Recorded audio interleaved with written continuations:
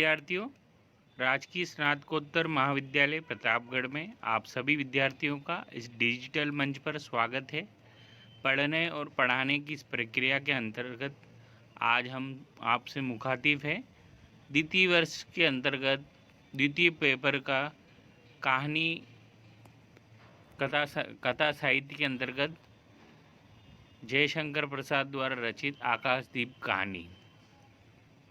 आकाशदीप कहानी ऐतिहासिक धरातल पर लिखी गई कहानी है।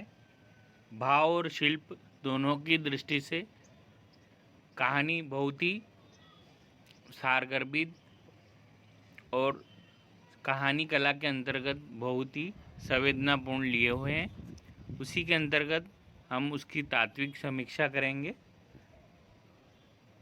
शीर्षक है आकाशदीप कहानी का शीर्षक संक्षिप्त, सरल और कौतूहलवर्धक है। आकाशदीप शब्द में कहानी का कथानक समाया हुआ है। यह वस्तु व्यंजक होने के साथ साथ सांकेतिक भी है। इसका सीधा संबंध कहानी की मूल चेतना से और इसमें कहानी केंद्र बिंदु स्वयं सिमट आया है। कहानी की सभी मूल घटनाओं का केंद्र चंपा द्वारा प्रज्वलित आकाशदीप ही है। कथा के अनेक वैशिष्ट्यों को अपने में समाविष्ट करने के कारण शीर्षक उपयुक्त समाज लगता है।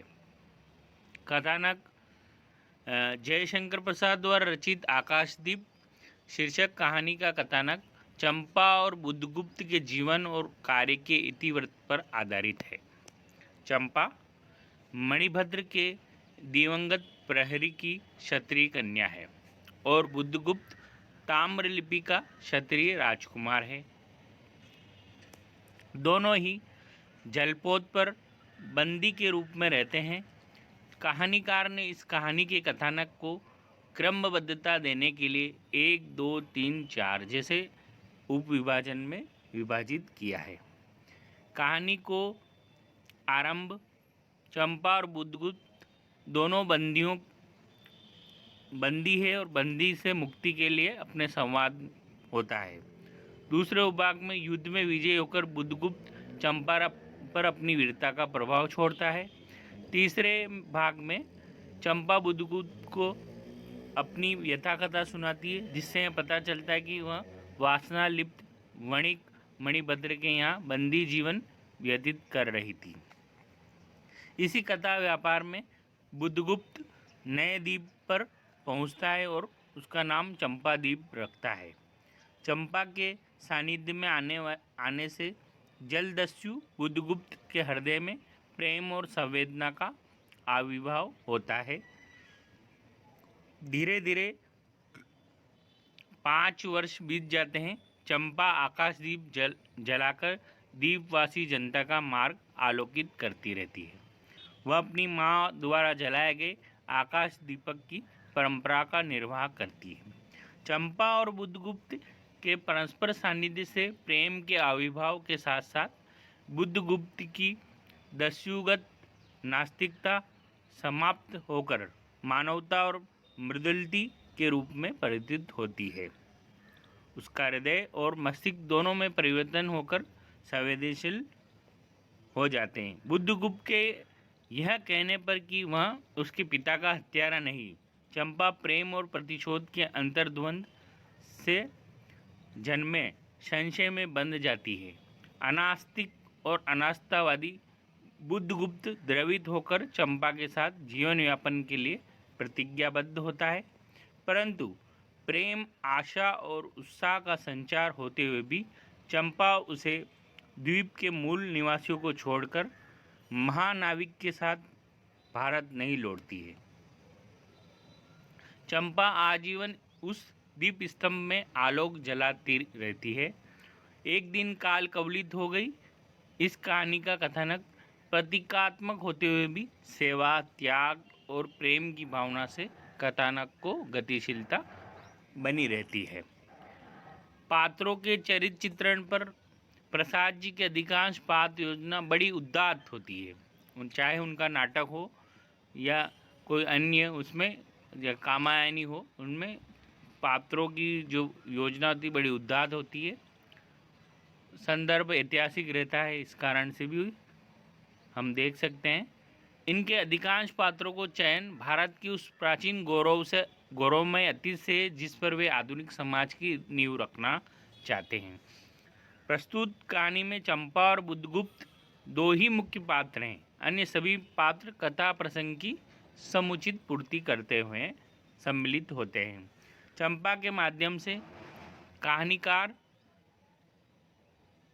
ने अंतर्द्वंद, कर्तव्य निष्ठा एवं उत्सर्ग की उदात्त भावनाओं को चित्रित किया है। चंपा के चरित्र का ताना बाना मानवीयता के चतुर्दिक उच्च आदर्शों के धागों से बुना हुआ है। उसके आंतरिक द्वंद्व का सजीव चित्रण कर कहानीकार ने कर्तव्य निष्ठा एवं उत्सर्ग की उदात्त भावनाओं को उजागर किया है। बुद्धगुप्त भी वीर, साहसी, सौंदर्य का उपासक, कर्मठ, संयमी एवं आदर्श प्रेमी है। प्रसाद जी की इस कहानी के पात्र भी स्वाभाविक, सजीव तथा मनोवैज्ञानिक आधार पर पूर्ण रूप से खरे उतरते हैं। चरित्र चित्रण की दृष्टि से यह कहानी एक सफल कहानी कही जा सकती है। कथोपकन एवं संवाद। इस कहानी का कथोपकन संक्षिप्त, नाटकीय एवं अर्थ गांभीर्य से परिपूर्ण होने के कारण सजीव, मार्मिक एवं प्रभावशाली है। कहानी के पात्र स्वयं के संवादों द्वारा अपना परिचय प्रस्तुत करते हैं। प्रसाद जी श्रेष्ठ नाटककार है, इसी कारण प्रस्तुत कहानी की संवाद योजना नाटकीय है। इस कहानी के संवाद संक्षिप्त, सारगर्भित कथानक को गति देने के और वातावरण की सृष्टि में सहायक हैं। पात्रों की चारित्रिक विशेषताओं को प्रकट करने वाले हैं। इसी कहानी के संवाद सार्थक, मार्मिक और प्रभावशाली है। उदाहरण दृष्टि। बंदी, क्या है, सोने दो।